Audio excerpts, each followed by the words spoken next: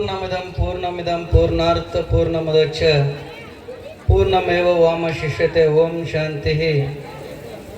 अखिलांड कोटि ब्रह्मांड नायक जगदೊಡೆಯ ಸೃಷ್ಟಿಕರ್ತ ಸಕಲ ಜೀವರಾಶಿಗಳಲ್ಲಿ ಲೇಸನ್ನ ಬಯಸಿರ್ತಕ್ಕಂಥ ಶಂಭೋ ಶಂಕರ ಮಹಾದೇವನ ಪಾದಕ್ಕೂ ಕೂಡ ಅನಂತ ಕೋಟಿ ದೀರ್ಘದಂಡ ಪ್ರಣಾಮಗಳನ್ನು ಅರ್ಪಿಸಿಕೊಂಡು ಎನ್ನ ಜ್ಞಾನಕ್ಕೆ ಜ್ಯೋತಿ ನೀಡಿದ ಪರಮ ಪೂಜ್ಯ ಶ್ರೀ ಶ್ರೀ ಶ್ರೋತ್ರಿ ಬ್ರಹ್ಮನಿಷ್ಠ ಮದಗೊಂಡೇಶ್ವರಪ್ಪನವರ ಕರ್ತುಗದ್ದಿ ಕೂಡ ವಂದಿಸಿಕೊಂಡು ಈ ಕಾರ್ಯಕ್ಕೆ ಕಾರಣೀಭೂತನಾಗಿರ್ತಕ್ಕಂಥ ಕೃಷ್ಣಾ ತೀರದ ಪುಣ್ಯ ಪಾವನ ಕ್ಷೇತ್ರದ ಭಂಡಾರದ ಮಹಿಮಾಂತಕನಾಗಿರ್ತಕ್ಕಂಥ ಜಗದೊಡೆಯ ಮುರುಸಿದ್ದೇಶ್ವರರ ಪಾದಕ್ಕೂ ಕೂಡ ವಂದಿಸಿಕೊಂಡು, ಅಂತ ಬಂಧುಗಳೇ, ನಾವು ಮಾನವ ಜನ್ಮಕ್ಕೆ ಹುಟ್ಟಿ ಬರಬೇಕಾದ್ರೆ ದುರ್ಲಭ, ಹುಟ್ಟಿ ಬಂದ ಮೇಲೆ ಬಹುಲಾಭ ಅಂತ ಕರೀತಾರೆ ಮಹಾತ್ಮರು. ನಾವು ಹುಟ್ಟಿ ಬಂದ ಮೇಲೆ 3 ಋಣಗಳನ್ನು ತೀರ್ಸೋಕ್ಕಾಗೋದಿಲ್ಲ. ಒಂದು ಹೆತ್ತ ತಾಯಿಯ ಋಣ, ಹೊತ್ತ ಭೂಮಿಯ ಋಣ, ಒಂದು ಗೋಮಾತೆಯ ಋಣವನ್ನು ನಾವು ಯಾವತ್ತಿಗೂ ತೀರ್ಸೋಕ್ಕಾಗಲಾರ್ದಂಥ 3 ಋಣಗಳನ್ನು ನಾವು ಜನ್ಮದಲ್ಲಿ ಆಚರಿಸಬೇಕಾಗಿದೆ. ಯಾಕಂತ ಕೇಳಿದ್ರೆ ಸಮಯ ಭಾಳ ಆಗಿದೆ, ಬಹುಶಃ ಮುಗಿಸ್ಲೇನಂತ ನನಗೆ ಅನಿಸ್ತಾ ಇದೆ. ಯಾಕಂದ್ರೆ ಅಲ್ಲಿ ಹೋಗ್ಬೇಕು, ಹಿಂದೆ ಆಯ್ಕು ತಕ್ಕಳಸಾಕತ್ತಳ, ನನಗೆ ಅಂಜಿಕೆ ಬರಾಕತೈತೆ ಅದು ನನ್ನ ನಂಬಲೇನಂತೇಳಿ. ಎಲ್ಲರೂ ಆಯ್ ಕಡೆ ನೋಡಿದ್ರು ನೋಡಿ, ಈ ಕಡೆ ಲಕ್ಷಣ ಇಲ್ಲ. ಬಹುಶಃ ಇದೇನ ಅಂತಾರಲ್ಲ, ಎಲ್ಲರೂ ಕೂಡಿ ಪಂಡ್ರಾಪುರಕ್ಕೆ ಹೋಗಾಗ ಪಂಡ್ರಾಪುರ ಅಲ್ಲಿ ಏನ ಅಂತಿದ್ರತ್ತಿದ ಹಂಗಾಗಬಾರ್ದತ್ತ ವಿಷಯ.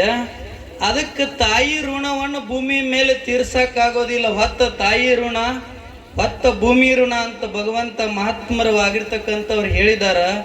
ತಾಯಿ ಋಣ ಯಾಕೆ ತೀರ್ಸಕ್ಕಾಗೋದಿಲ್ಲ ಅಂತ ಕೇಳಿದ್ರ, 9 ತಿಂಗಳು 9 ದಿನ ನಮ್ಮನ್ನ ಗರ್ಭದಲ್ಲಿ ಇಟ್ಟುಕೊಂಡು ಸಂಸ್ಕಾರ ಕೊಟ್ಟಿರ್ತಕ್ಕಂಥ ಮೊದಲೇ ದೇವರು ಅದು ಹೆತ್ತ ತಾಯಿ ದೇವ್ರಂತ ನಾವು ಇವತ್ತು ಈ ಸಂದರ್ಭದಲ್ಲಿ ಹೇಳಬೇಕಾಗಿದೆ. ಆ ಹೆತ್ತ ತಾಯಿ ನಮಗೆ 9 ತಿಂಗಳ ಸಂಸ್ಕಾರ ಕೊಡಲಿಲ್ಲ ಅಂದ್ರೆ ಇವತ್ತು ಭೂಮಿ ಮೇಲೆ ಯಾರು ಇರ್ಲಿಕ್ಕೆ ಸಾಧ್ಯ ಇಲ್ಲ. ತಾಯಿ ಕೊಟ್ಟಿರ್ತಕ್ಕಂಥ ಸಂಸ್ಕಾರ ಹೆಂಗಿರುತ್ತೆ ಅಂತ ಕೇಳಿದ್ರೆ, ಈಗ ಅಧ್ಯಕ್ಷರು ಹೇಳಿದ್ರೆ ಆಗಲೇ ಎಲ್ಲರೂ ಶಿಕ್ಷಣವಂತ ಮಕ್ಕಳನ್ನಾಗಿ ಮಾಡ್ರಿ ಅಂತೇಳಿ.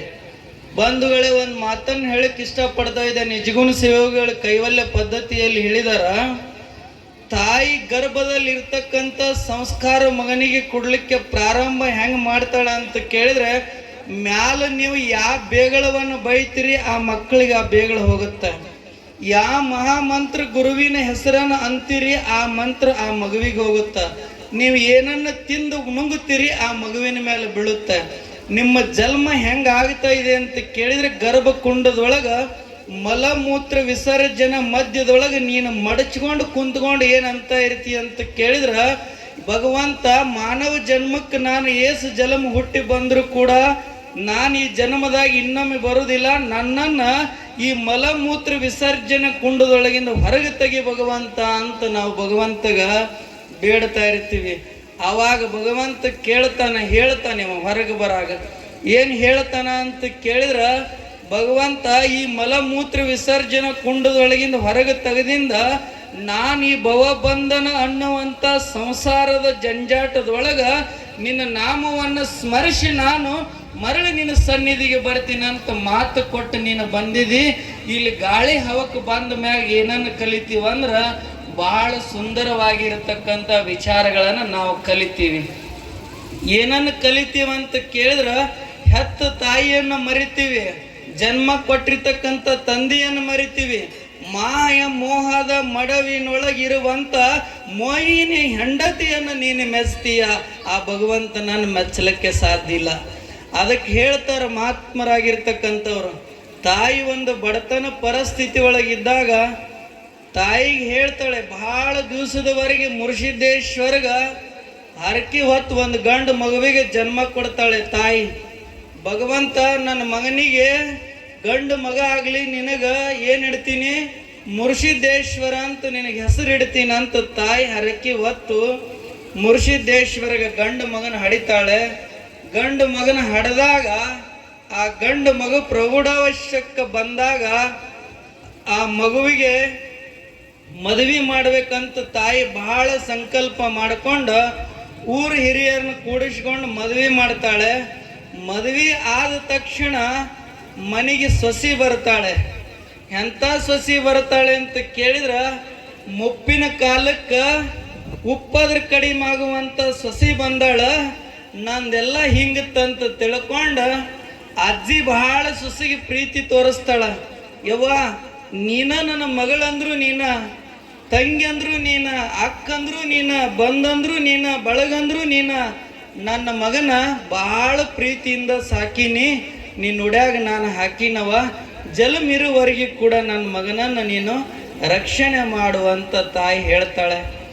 ಆವಾಗ ಹೇಳಿದಾಗ ಮುದ್ದಿನ ಸೊಸಿ ಹೇಳ್ತಾಳೆ, ಹನ್ನಿಗೆ ದಂಡಿ ಕಟ್ಟಿದ ಮ್ಯಾಲ ರಣಚಂಡಿ ಅವತಾರ ಬರ್ತೈತಿ ಅಂತ ಹೆಣ್ಣು ಮಕ್ಕಳಿಗೆ. ಆವಾಗ ತಾಯಿ ಹೇಳ್ತಾಳ, ಆ ಮಾತು ಸೊಸಿ ಕೇಳುವಂಗಿಲ್ಲ.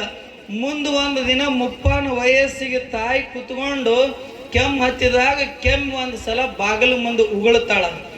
ಉಗುಳಿದಾಗ ಸೊಸಿ ಅಂತಾಳ, ಇಂಥ ಹೊಲಸು ಮಾಡುವಂಥ ನಿಮ್ಮ ಅವನ ಜೋಡಿ ನನಗೆ ಬಾಳೆ ಮಾಡೋಕ್ಕಾಗೋದಿಲ್ಲ.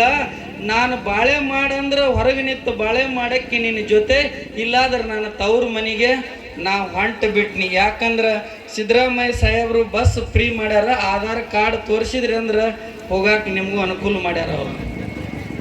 ಬಹುಶಃ ನನಗೆ ಅನಿಸ್ತಾ ಇದೆ. ಅದಕ್ಕೆ ತಾಯಿ ಹೇಳಿದ ಮಾತಿಗೆ ಮಗ ಹೇಳ್ತಾಳೆ. ತಾಯಿ ಮನ್ಕೊಂಡಾಗ ಒಂದು ದಿವಸ ಸೊಸಿ ಮಾತು ಕೇಳಿ ತಾಯಿಯನ್ನು ಹೊರಗೆ ಹಾಕಬೇಕಂತ ಮಗನಿಗೆ ನಿರ್ಧಾರ ಮಾಡ್ತಾನೆ. ಮುದ್ದಿನ ಹೆಂಡತಿಯ ಮಾತು ಕೇಳಿ ಬಹಳ ಕಷ್ಟ ಅನಿಸುತ್ತೆ. ಆದ್ರೆ ತಾಯಿಗೆ ಒಂದು ಮಾತು ಹೇಳ್ತಾನೆ. ಏನು ಹೇಳ್ತಾನೆ ಬಂಧುಗಳೇ ಅಂತ ಕೇಳಿದ್ರೆ, ಹೆತ್ತ ತಾಯಿಯ ಋಣ ಯಾವತ್ತಿಗೂ ತೀರ್ಸೋಕ್ಕಾಗೋದಿಲ್ಲ. ಅದಕ್ಕೆ ತಾಯಿಗೆ ಏನು ಹೇಳ್ತಾನೆ ಅಂತ ಕೇಳಿದ್ರೆ, ನಿನ್ನ ಮುಪ್ಪಿನ ಕಾಲಕ್ಕೆ ನೀನು ಶ್ರೀಶೈಲ ಮಲ್ಲಿಕಾರ್ಜುನನ ದರ್ಶನ ಮಾಡಿಸ್ಕೊಂಡು ಬರ್ತೀನಿ, ನಾಳೆಗೆ ಮುಂಜಾನೆ ನೀನು ರೆಡಿ ಆಗುವಂತ ತಾಯಿಗೆ ಹೇಳ್ತಾನೆ. ತಾಯಿ ನೋಡ್ರಿ ಎಷ್ಟು ಖುಷಿ ಆಗ್ತಾಳೆ. ನಿಮ್ಮನ್ನು ನಾಳೆ ಜಮಖಂಡಿ ಕರ್ಕೊಂಡು ಹೋಗಿ ರೇಷ್ಮೆ ಸೀರೆ ಕೊಂಡಸ್ಕೊಂಡು ಬರ್ತೀನಿ ಅಂದ್ರೆ ತಾಯಿ ಅಂದಿರಿಗೆ ಎಷ್ಟು ಖುಷಿ ಆಗುತ್ತಲ್ರಿ ವಾ. ಅದಕ್ಕೆ ಮಗನ ಶ್ರೀಶೈಲ ಮಲ್ಲಿಕಾರ್ಜುನನ ತೋರಿಸ್ತಾನಂತ ತಿಳ್ಕೊಂಡ ತಾಯಿ ಹೇಳಿದಾಗ ಭಾಳ ಖುಷಿಯಿಂದ ಬುತ್ತಿ ಮಾಡಿಕೊಂಡು ಸೊಸಿ ಕಟ್ಟಿ ರೆಡಿ ಮಾಡಿ ಕಳಿಸಿ ಬಿಡ್ತಾಳ. ಮಗ ಹೇಳ್ತಾನ, ಬರುವಾಗ ನಾವು ಒಬ್ಬವನೇ ಬರ್ತೀನಿ, ಇಬ್ಬರು ಬರೋದಿಲ್ಲ ಅಂತ. ಸೊಸಿ ಮಾತು ಕೇಳ್ಕೊಂಡು ಮಗ ಕರ್ಕೊಂಡು ಶ್ರೀಶೈಲಕ್ಕೆ ನಡ್ಕೋತ ಕರ್ಕೊಂಡು ಹೋಗ್ತಾನ. ಹೋಗುವಾಗ ಮಲ್ಲಿಕಾರ್ಜುನನ ಭೀಮನ ಬೆಟ್ಟದೊಳಗೆ ತಿಳ್ಕೊಂಡು ಬಿಡ್ತಾಳ ತಾಯಿ, ಬಹುಶಃ ನಂದು ಕೊನೆ ಉಸಿರು ಎಳಿ ಕಾಲ ಬಹಳ ಸಮೀಪ ಬಂದಿದೆ. ಅದಕ್ಕೆ ಭಗವಂತ ಮಲ್ಲಿಕಾರ್ಜುನ ಕರ್ಕೋತಾನ ಅಂತ ತಿಳ್ಕೊಂಡ, ಯವ್ವ ನೀನು ಇಲ್ಲೇ ಕುಂತ್ಕೊಂಡ ಊಟ ಮಾಡು, ನಾನು ಹೋಗಿ ಬರ್ತೀನಿ ಮಲ್ಲಿಕಾರ್ಜುನ ಅಂತ ಕತ್ ಹೇಳ್ತಾಳ. ಅದಕ್ಕೆ ತಾಯಿ ಕರಳಿನಕ್ಕಿಂತ ದೊಡ್ಡ ಕರಳು ಭೂಮಿ ಮೇಲೆ ಯಾವುದೂ ಇಲ್ಲ ಬಂಧುಗಳೇ. ಈ ಸಂದರ್ಭವನ್ನು ಯಾಕೆ ಹೇಳಬೇಕಾಗಿದೆ ಅಂತ ಕೇಳಿದ್ರೆ, ನಾವಿವತ್ತು ಹುಟ್ಟಿದವರೆಲ್ಲ ನೌಕರಿ ಮಾಡ್ರಿ, ಇಂಜಿನಿಯರ್ ಆಗ್ರಿ, ಡಾಕ್ಟರ್ ಆಗ್ರಿ, ಆದರೆ ಎಲ್ಲರೂ ಕೂಡ ನಾವು ಇವತ್ತು ತಾಯಿಯನ್ನು ಮರೆಯಬಾರದು ಅನ್ನೋದನ್ನು ನಮ್ಮ ಗಮನದಲ್ಲಿ ಇಟ್ಕೋಬೇಕು ಫಸ್ಟಿಗೆ. ಅದಕ್ಕೆ ಮಗ ಬಿಟ್ಕೊಂಡು ಹೋಗ್ತಾನೆ. ತಾಯಿಯನ್ನು ಬಿಟ್ಟು ಗಿಡದ ಬಡ್ಡೆ ಕುಂಡಿಸಿ ತಾಯಿಯನ್ನು ಕರ್ಕೊಂಡು ಹೋಗ್ಲಾರ್ದೆ ಬಿಟ್ಟು ಹೋಗ್ತಾನ. ಮಗ ಹೋಗುವಾಗ ತಾಯಿ ಕರಳು ಕೇಳೋದಿಲ್ಲ. 4 ಹೆಜ್ಜೆ ಮುಂದೆ ಹೋಗ್ತಾನ. ಮಗ ಬಾರೋ ಒಂದು ಸ್ವಲ್ಪ ನಿನ್ನ ಜೊತೆ ಮಾತಾಡ್ಬೇಕಂತಾಳಕಿ ತಾಯಿ. ಏನು ಮಾತಾಡ್ಬೇಕಂತಾಳ ತಾಯಿ ಅಂತ ಕೇಳಿದ್ರ, ಮಗ ನಾ ಈ ಕಾಡಿನೊಳಗೆ ಒಬ್ಬಕ್ಕಿನ ಇರಕ್ಕೆದೀನಿ, ಈ ಕೊಳ್ಳಾಗ ಹಾಕಿರ್ತಕ್ಕಂಥ ಬಂಗಾರದ ಬೋರ್ಮಾಳ ನಿನ್ನ ಕೈಯಾಗ ಇಟ್ಕೋ ವೈ ಅಂತ ಕೇಳ್ತಾಳಕ್ಕೆ.